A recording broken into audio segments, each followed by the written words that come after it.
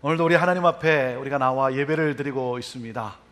하나님은 우리 예배를 받기에 합당하신 하나님이시기 까닭에 여러분 몸과 마음과 정성과 우리의 자세를 다해서 우리 예배를 받기에 합당하신 하나님께 온전한 예배를 드림으로써 또 하나님의 그 은혜가 우리 가운데 넘치게 되기를 바랍니다.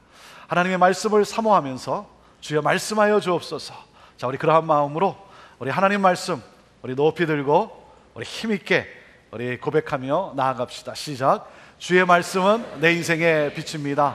주의 말씀은 내 삶을 변화시킵니다. 주께서 말씀하신 대로 나는 하나님의 사랑받는 자녀입니다. 나는 축복의 통로입니다. 오늘도 주의 말씀에 마음의 문을 엽니다. 말씀하여 주옵소서. 듣고 깨닫고 말씀대로 살겠습니다. 아멘. 아멘. 야고보서 2장 5절에서 9절. 내 사랑하는 형제들아 들을지어다. 하나님이 세상에 대하여는 가난한 자를 택하사 믿음에 부요하게 하시고 또 자기를 사랑하는 자들에게 약속하신 나라를 유업으로 받게 아니하셨느냐. 너희는 도리어 가난한 자를 괄시하였도다. 부자는 너희를 압제하며 법정으로 끌고 가지 아니하느냐. 저희는 너희에게 대하여 일컫는 바 그 아름다운 이름을 회방하지 아니하느냐.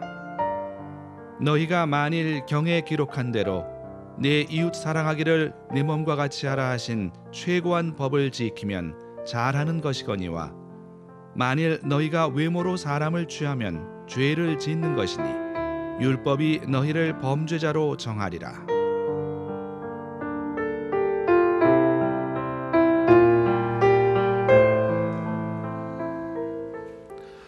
오늘 저는 여러분과 함께 계속되는 야고보서 강의 9번째 말씀을 나눕니다. 참된 신앙생활의 키워드 두 번째, 첫 번째 지난주에 뭐라 그랬습니까? 영광에 대해서 함께 우리가 묵상했습니다. 오늘 두 번째 사랑입니다. 사랑.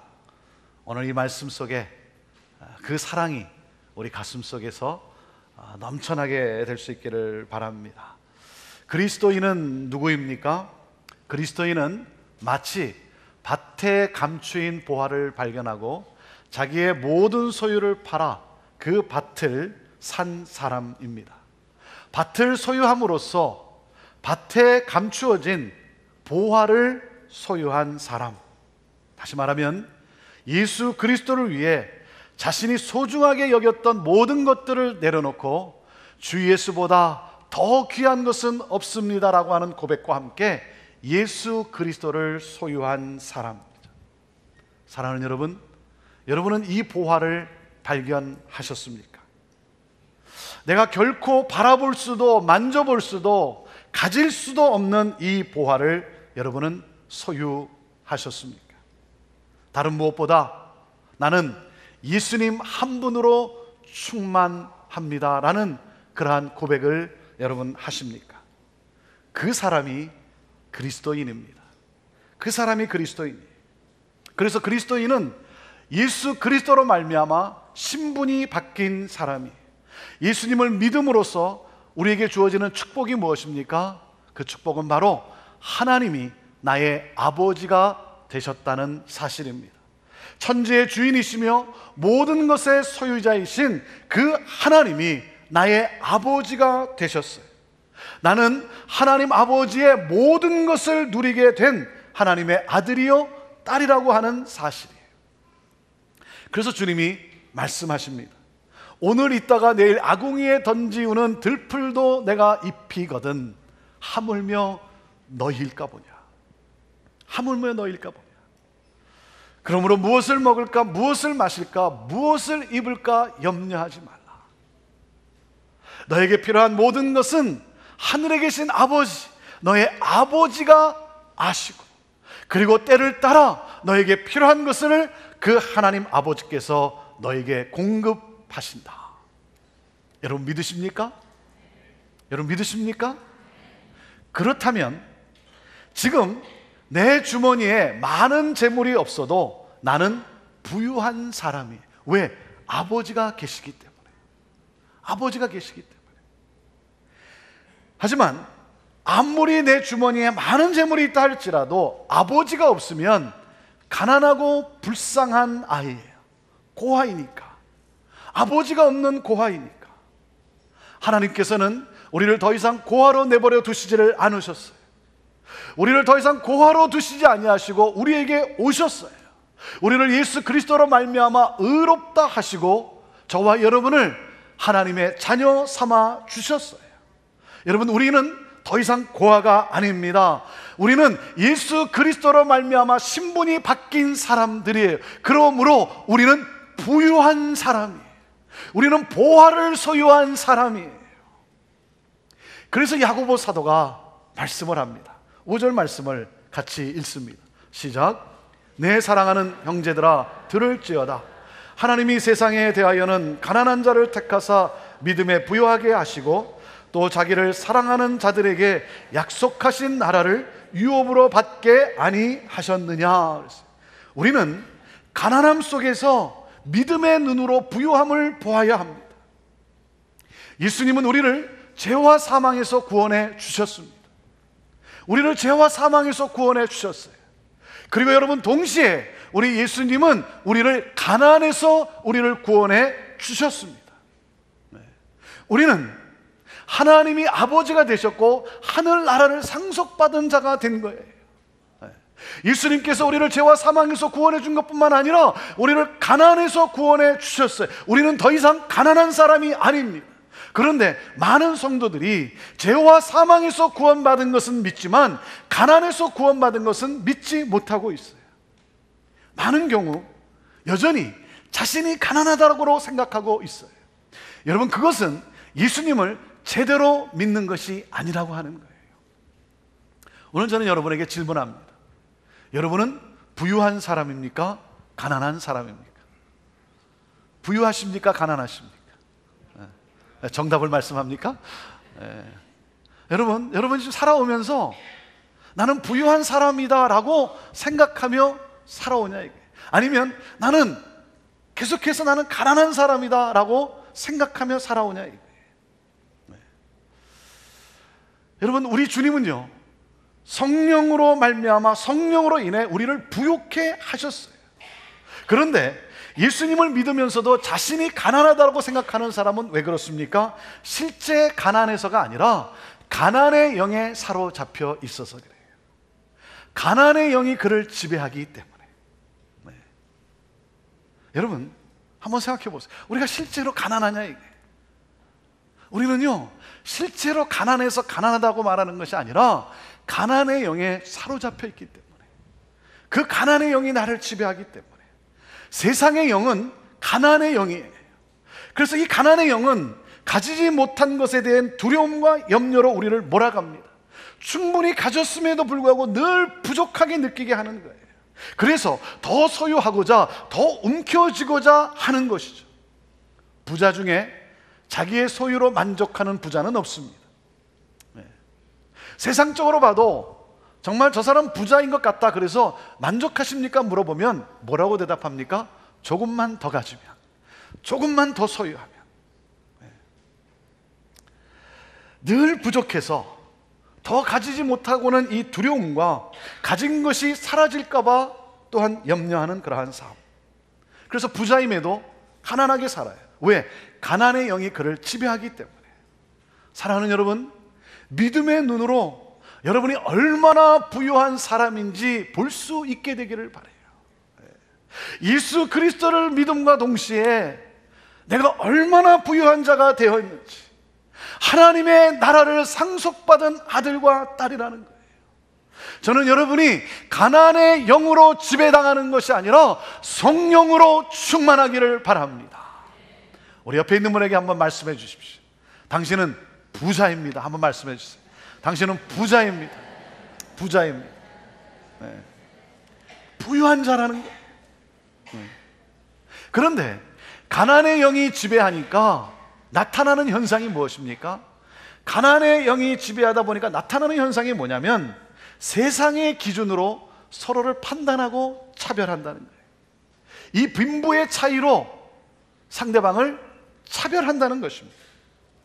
야고보 사도가 이 편지를 쓸 이 교회의 모습은 어떤 모습이었습니까?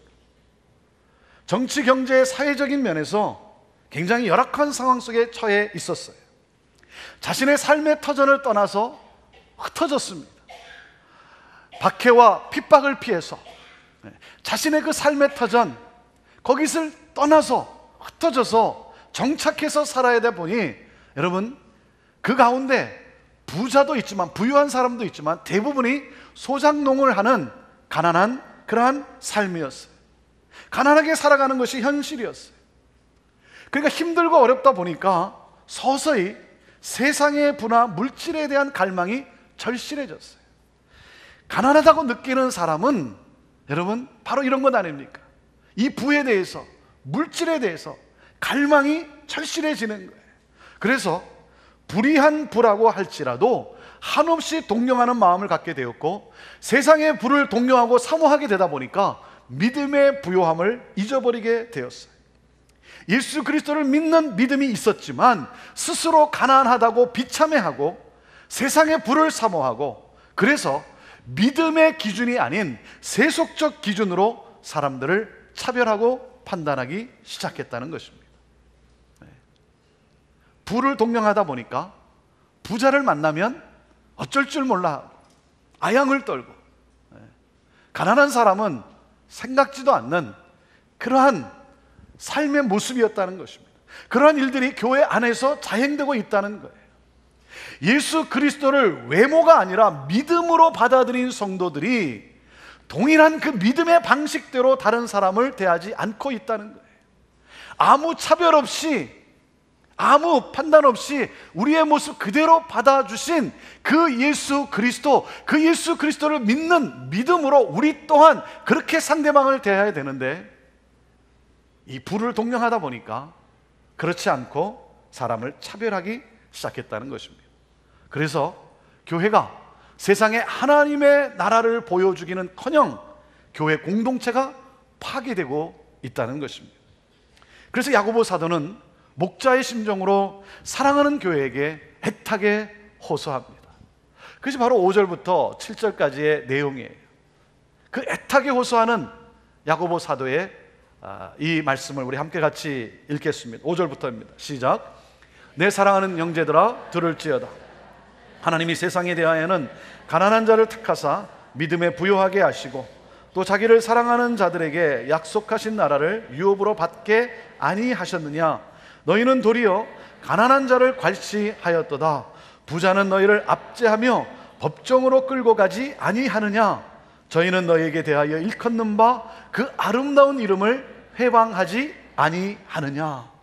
내 사랑하는 형제들아, 이 세상이 부패한 것은 거룩하신 하나님을 떠났기 때문이다. 너희가 이 세상 한복판에서 세상의 원리가 아닌 거룩하신 하나님의 원리로 살아감으로 하나님의 나라를 보여주고 증거해야 한다.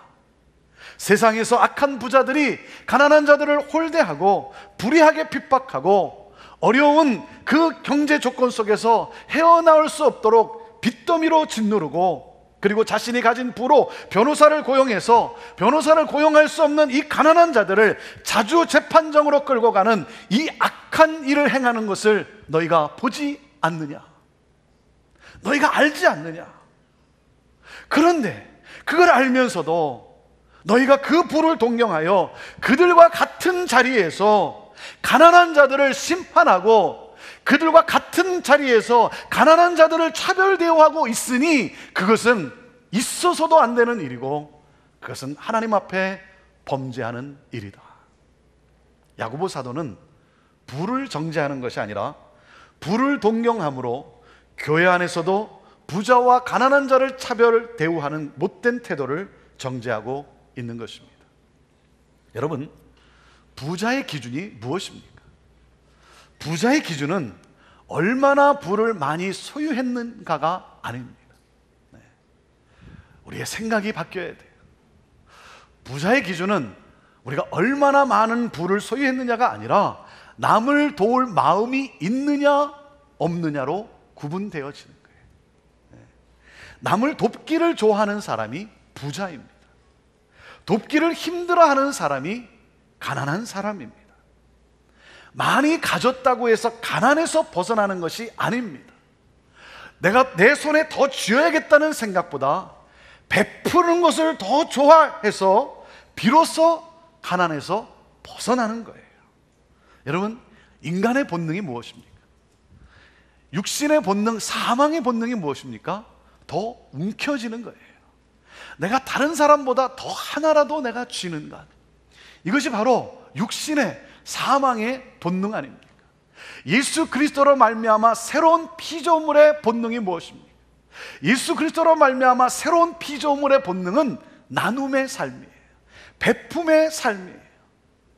예수 그리스도로 말미암아 주의 영이 내게 임함으로 말미암아 가난의 영이 떠나간 거예요. 성령에 사로잡혔어요. 이 사람은 사람을 외모로 판단하고 차별하지 않아요. 서로를 형제로 여깁니다. 서로를 돌보고 사랑해야 할 형제, 가족 의식이 있는 거예요. 그래서 가난하고 어려운 형제가 있으면 어떻게 이 형제를 도울 수 있을까 도와주려고 애를 쓰는 사람. 왜?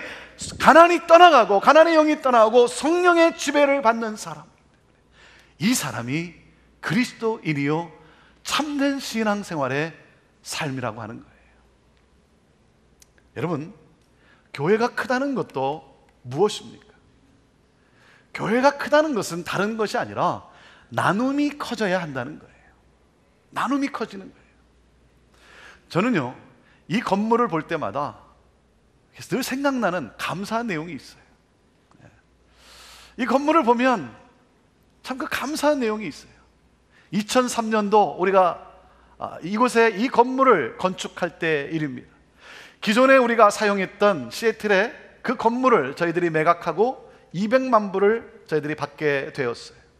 그 200만 불 가운데 10분의 1인 20만 불을 떼어서 그때 지역사회와 그리고 선교지에 나누어 드림으로써 건축을 허락하신, 건축하게 하시는 하나님께 감사하는 마음을 대신 그렇게 드렸어요. 여러분, 20만 불이라고 하는 액수가 작은 액수라 말할지는 몰라도 여러분, 건축을 시작하는 교회로서 단 1불이 아쉬운 때 아닙니까? 단 1불이 아쉬운 때에 우리는 하나님께 감사하면서 우리는 그러한 결정을 내렸어요. 저는요, 이 건물을 볼 때마다 그 결정을 내린 우리 당회가 너무나 감사, 우리 장로님들이 너무나 감사, 그 결정에 기쁨으로 함께 동참한 우리 성도들이 너무나 감사해요. 너무나 감사해요. 하나님은 그러한 우리를 축복해 주셔서 우리가 여기까지 올 수 있게 된 것입니다. 잠언 11장 24절 25절 말씀을 우리 함께 같이 읽습니다. 시작. 흩어 구제하여도 더욱 부하게 되는 일이 있나니 과도히 아껴도 가난하게 될 뿐이니라. 구제를 좋아하는 자는 풍족하여질 것이요 남을 윤택하게 하는 자는 윤택하여 지리라. 여러분, 이것이 하나님의 법칙이에요. 이것이 예수 그리스도를 믿는 사람들의 여러분 삶의 기준인 것입니다. 가치인 것입니다. 여러분에게 잠시 알려드린 대로 우리와 함께 13년간 사역했던 우리 김봉경 목사님이 이곳에서 약 한 15분 떨어진 쇼일라인에 있는 시애틀 명성 장로교회로 8월 초에 부임하게 되었습니다. 이제 몇 주 안 남았습니다. 여러분, 남은 기간 동안에 또 여러분 함께 사랑을 나눠주시고 그리고 또 위에서 기도해 주시기를 바랍니다. 우리 목사님이 멀리 가는 것이 아니라 가까운 곳에 있기 때문에 우리가 자주 만나고 또 자주 뵙기도 할 것입니다. 하지만 또 새로운 또 사역을 시작하는 그 앞에 우리들의 기도와 또 우리들의 격려가 또 많이 필요합니다. 시애틀 명성교회 그 장로님들이 우리 시애틀 형제교회 목사님 한 분이 부임하면 너무나 좋겠다라고 하는 그러한 요청과 함께 그래서 이렇게 우리 형제교회의 이런 행복한 모습, 그리고 형제교회가 하고 있는 이러한 사역들의 이러한 모습이, 이러한 스피릿이 명성 장로교회에서도 또 함께 그러한 일들이 일어나면 좋겠다라고 하는 그러한 바람 속에 그러한 요청을 하게 되었습니다. 시애틀 명성장로교회는 건강하게 잘 성장하면서 제가 이야기를 들으니까 작년 150명이 모여서 예배했던 그러한 교회였습니다. 최근 몇 년 사이에 어려움을 겪으면서 목사님도 사임하게 되었고, 그러면서 작년 출석이 현재 40여 명이라고 합니다. 대부분 연세 드신 분들이라고 합니다. 김봉기 목사님이 2주 전에 50세 생일을 맞이했습니다. 50세 생일을 맞이했는데 이제 김봉기 목사님이 그 교회를 가시면 거기서 가장 젊은 사람이 된다고 합니다. 40여 명 그 장년들 가운데 대부분 연세가 그만큼 많다고 하는 것이죠. 40여 명이 교회를 참 지키면서 참 안타까운 가운데 신앙생활하는 가운데, 여러분 40여 명이 나이 연세 드신 분들이 이렇게 함께 하다 보니까 목사님 사례비를 또한 해드릴 수 있는 그러한 형편이 되지를 못한다고 하는 것입니다. 어제 저희 당회에서 앞으로 올해 12월까지 우리 김 목사님의 사례비를 책임지기로 그렇게 결정을 했습니다. 그래서 시애틀 명성장로교회가 건강하게 다시 설 수 있도록 우리가 할 수 있는 섬김을 또 돕기를 하기로 했습니다. 또한 제일 섬김이 필요한 사역이 우리 형제교회와 같은 그러한 예배를 드리고 싶은데 찬양이 부족하다는 것이죠. 그래서 찬양 사역팀의 또 도움과 또 그런가 하면 지금 현재 자녀들이, 어린 아이들이 몇 명이 되진 않지만 그 몇 명 안 되는 그 아이들을 또한 신앙으로 이끌어주고, 그리고 그들과 함께 해줄 우리 교육부의 사역자가 필요하다는 것입니다. 이 일에 대해서도 우리는 또한 최선을 다해서 함께 섬기고자 합니다. 그리고 저는 여러분에게 오늘 이 말씀을 통해 저는 부탁을 드립니다. 여러분 가운데 최소한 30명이 가셔서 등록하시고 그리고 섬기시면 너무나 좋겠습니다. 100명이 가면 더 좋겠어요. 더 좋겠어요. 여러분 조용히 가서 조용히 잘 섬기실 분들, 뭐 이래라 저래라 떠들지 말고, 뭐 형제교회는 이렇게 했는데 저렇게 했는데, 여러분 그러면 더 시끄러워져요. 그러지 말고 형제교회에서 잘 훈련받은 대로 묵묵히 가서 예배드리고 그리고 섬기며 그리고 헌금 생활 잘 하실 분들, 우리 최소한 30분 정도가 함께 가시면, 그러면 시애틀 명성장로교회가 빠른 시일 내에 일어서고 또한 그 하나님 나라 확장을 향해 힘있게 나아갈 수 있다라고 저는 그렇게 생각을 합니다. 여러분 명성교회를 위해서 또 기도해 주시고, 여러분 한두 교회 부흥한다고 해서, 성장한다고 해서 도시가 변하는 것이 아닙니다. 주님이 세우신 교회들마다 여러분 그 행복과 부흥의 역사가 일어나야 이 도시가 변화되는 것 아니겠습니까? 그래서 명성교회를 위해서 기도해 주시고, 김봉기 목사님의 새로운 사역을 위해서 여러분 기도해 주시는 것도 중요하지만, 여러분 함께 가셔야 합니다. 꼭 가셔야 합니다. 가시기를 바랍니다. 여러분 가운데 오늘 하나님이 여러분의 마음속에 여러분 마음을 두드리고 계시면 그 음성에 여러분 순종하십시오. 또 가라고 하니까 너무 또 힘들어 하시는 분이 있을 것 같아서 여러분 다시 돌아올 문은 열어놓도록 하겠습니다. 그래서 가셔서 6개월을 섬기시든 1년을 섬기시는 가운데 다시 돌아가야 되겠다는 생각이 들면 다시 오시면 됩니다. 여러분이 가셔서 섬기시던 가운데 여러분이 그것이 좋으면 계속 계시고 다시 돌아야 되겠다는 그러한 마음이 오면 여러분 또 너무 부담 갖지 마시고 여러분 자연스럽게 돌아오시면 되겠습니다. 사랑하는 여러분, 우리가 함께 또 이 지역에 또 주님의 몸된 교회, 어려움을 겪은 몸된 교회를 또 다시 한번 또 함께 세워가는 일에 우리가 함께 동참하는 것, 섬길 수 있다는 것, 여러분 이것이 하나님의 축복 아니겠습니까? 이것이 우리가 받은 하나님의 은혜 아니겠습니까? 어제 아침에 우리 임시당회로 우리 장로님들과 함께 결정을 하고 그리고 저녁에 장로 비전 나잇을 통해서 함께 이 일을 나누며 우리 김봉기 목사님을 위해서 기도하고 그리고 축복하는 시간을 가졌습니다. 저는 이러한 비전을 함께 나눌 수 있는 우리 형제교회가 너무나 좋고, 그리고 이러한 비전에 함께 힘있게 동참하는 우리 성도들이 얼마나 좋은지 모르겠습니다. 사랑하는 여러분, 여러분 함께 위해서 많이 기도해 주시고 또 많이 격려해 주시고, 그리고 함께 동참하셔서 정말 하나님이 기뻐하시는 일, 우리는 다 주 안에서 한 가족이고 우리는 주 안에서 다 주님의 교회 아니겠습니까?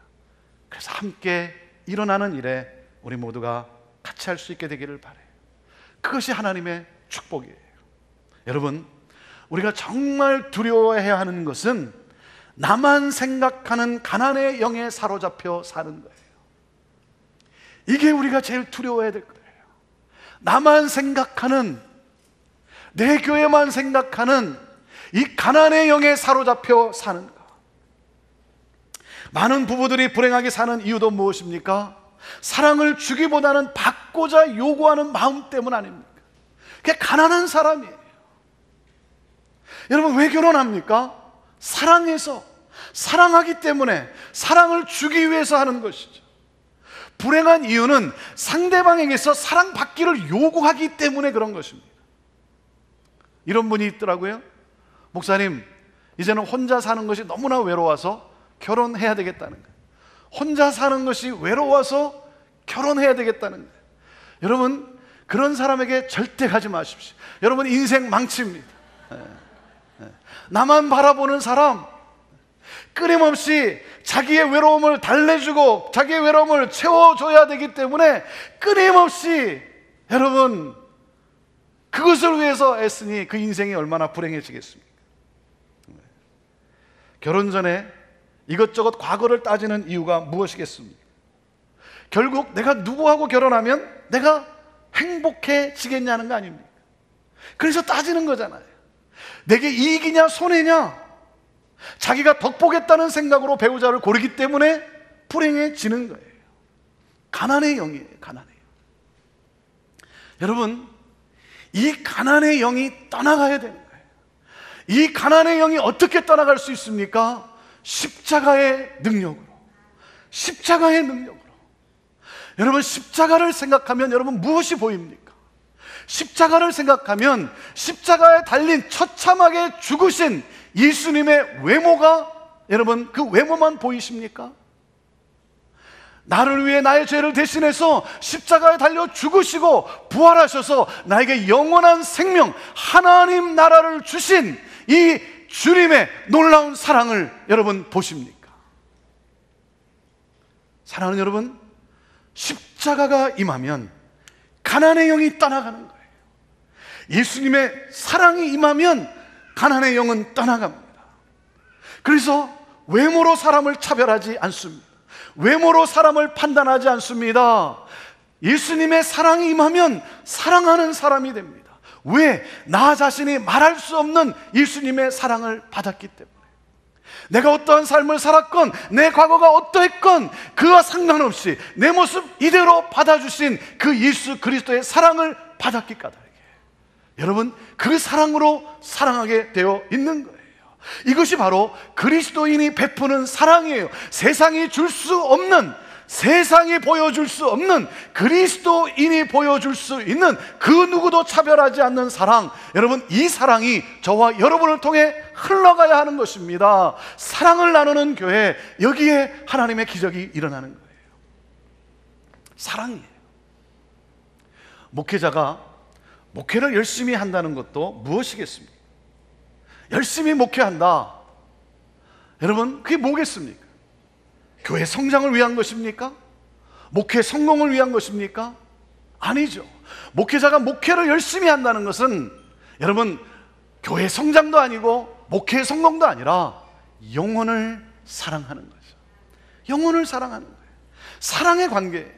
하나님이 나에게 맡겨준 한 영혼 한 영혼을 내가 최선을 다해서 내가 섬기고 그리고 감싸주고 예수 그리스도를 닮은 제자로 세우고자 하는 것. 사랑의 관계예요.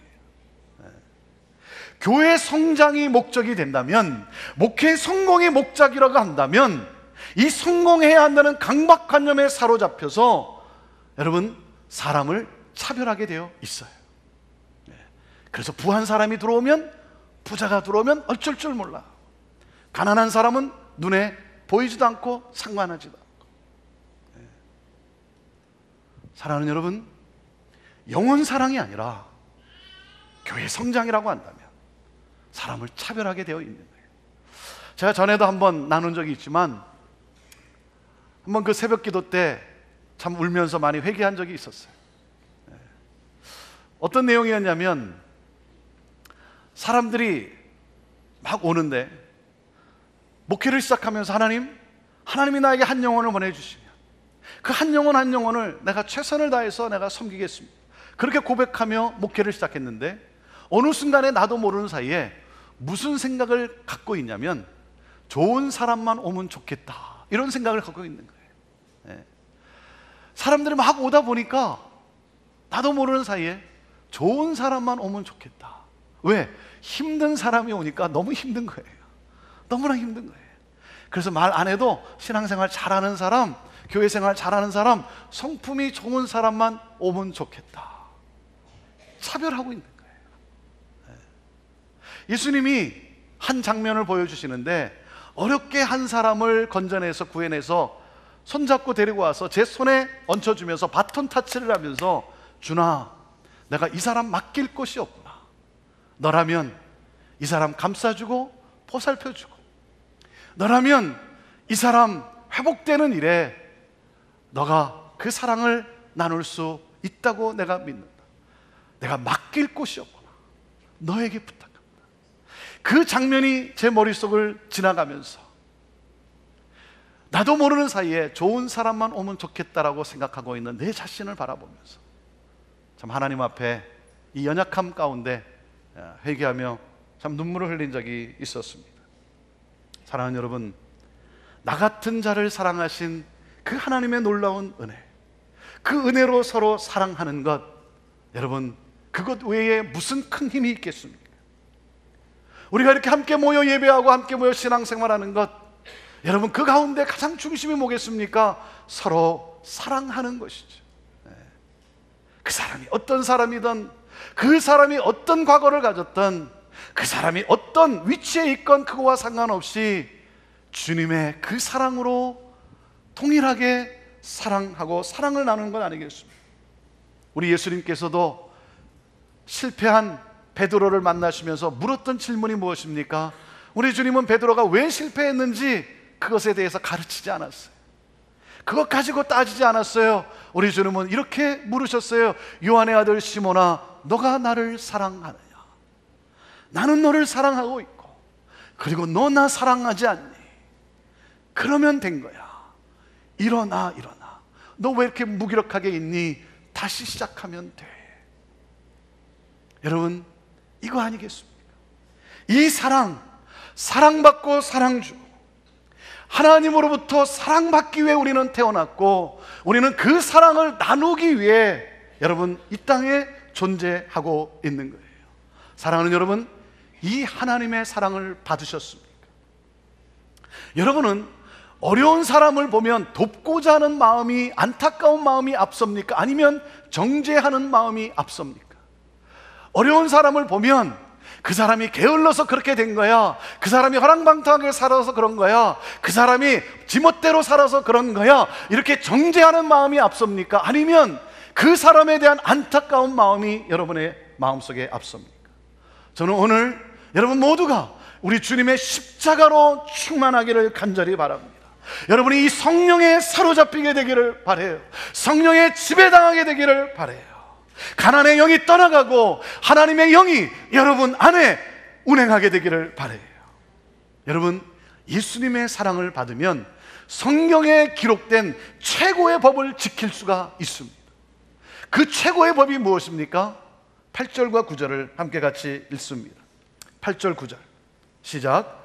너희가 만일 경에 기록한 대로 내 이웃 사랑하기를 내 몸과 같이 하라 하신 최고의 법을 지키면 잘하는 것이거니와, 만일 너희가 외모로 사람을 취하면 죄를 짓는 것이니 율법이 너희로 범죄자로 정하리라 그랬어요. 이 최고의 법, 로열 러, 이 왕실의 법, 왕이신 그 하나님, 그 하나님의 나라, 이 왕실의 법이 뭐라 그랬습니까? 이웃을 사랑하는 것이라 그랬어요. 하나님을 사랑하고 그리고 이웃을 사랑하는 것, 이것이 왕실의 법이라는 거예요. 이것이 하나님 나라의 법이라는 거예요.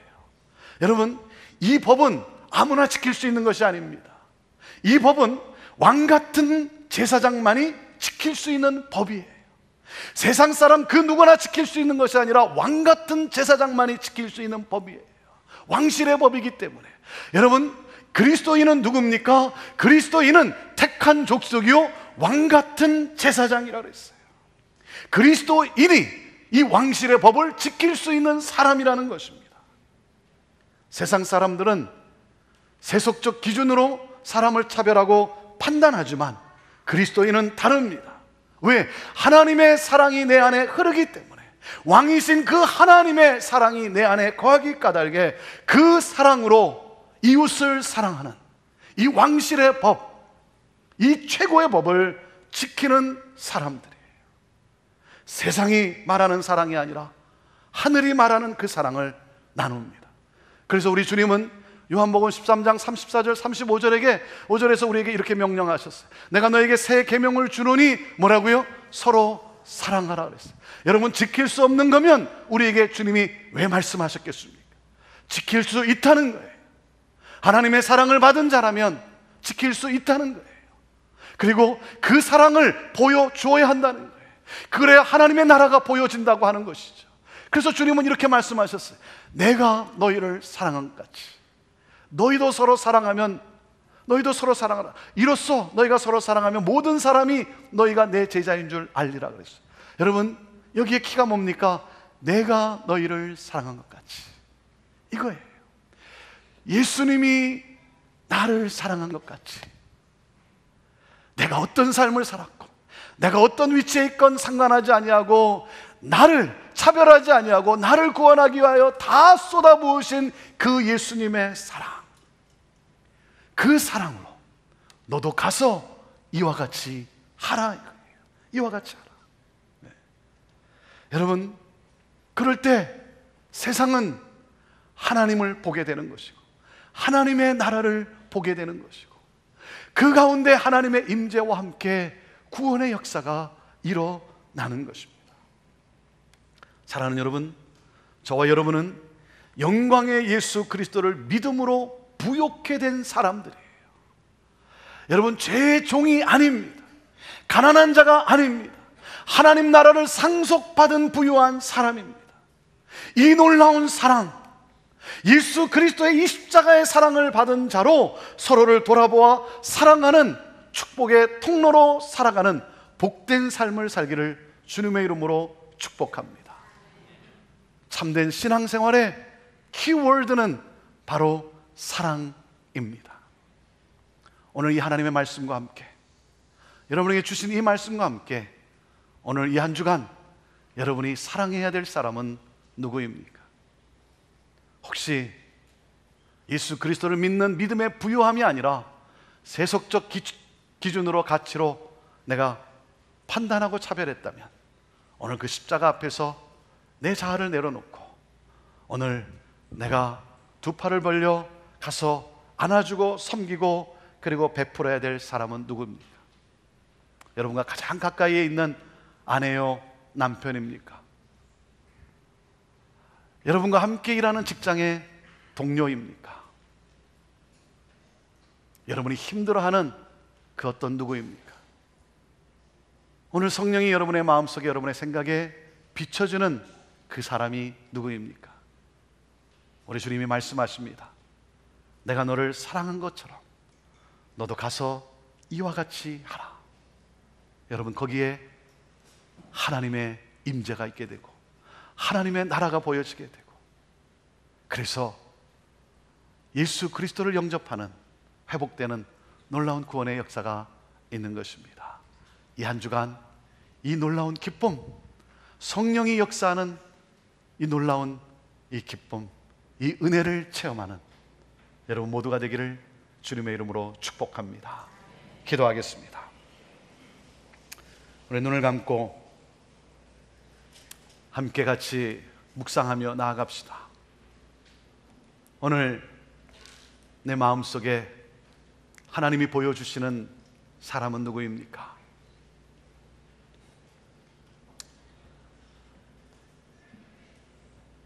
예수 그리스도의 그 사랑으로 내가 대하지 않고 내가 무시하고 그리고 내가 깔보고 혹시 차별했다면 오늘 내 자아를 십자가에 못 박기를 원합니다.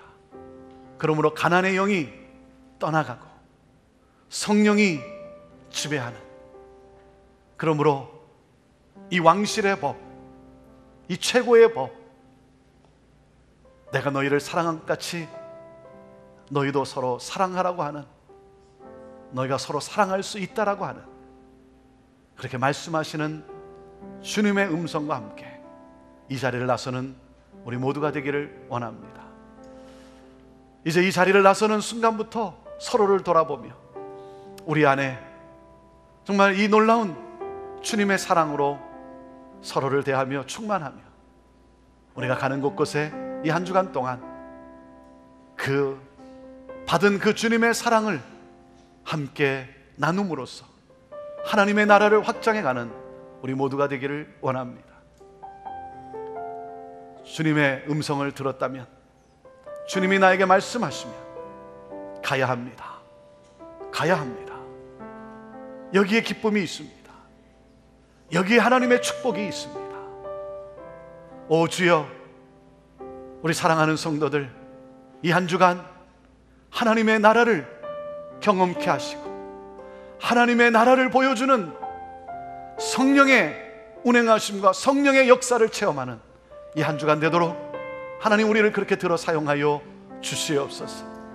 주님의 놀라운 사랑을 묵상할 때마다 그 하나님의 사랑으로 충만케 해주시고 그 하나님의 사랑을 세상이 줄 수 없는 차별 없는 그 사랑을 흘러보내는 하나님 우리의 복된 삶이 되게 하옵소서. 하나님, 우리 가운데 예수 그리스도를 나의 구원자로 아직 받지 않은 분이 있습니까? 예수 그리스도를 나의 구원자로 믿음의 고백을 아직 하지 않은 분이 있습니까? 하나님, 그 마음문도 열어주시고 오늘 이 시간 예수 그리스도를 받게 하여 주옵소서. 예수 그리스도를 믿게 하여 주옵소서. 믿음으로 고백하게 하여 주옵소서. 그러므로 말미암아 이 세상이 줄 수 없는 그 하나님의 사랑으로 위로받게 하시고 그 사랑의 힘으로 일어나게 하시고 그러므로 말미암아 천국을 이루어가는 하나님 복된 삶이 되도록 우리 하나님 그렇게 축복하여 주옵소서. 하나님 감사합니다. 주님 찬양합니다.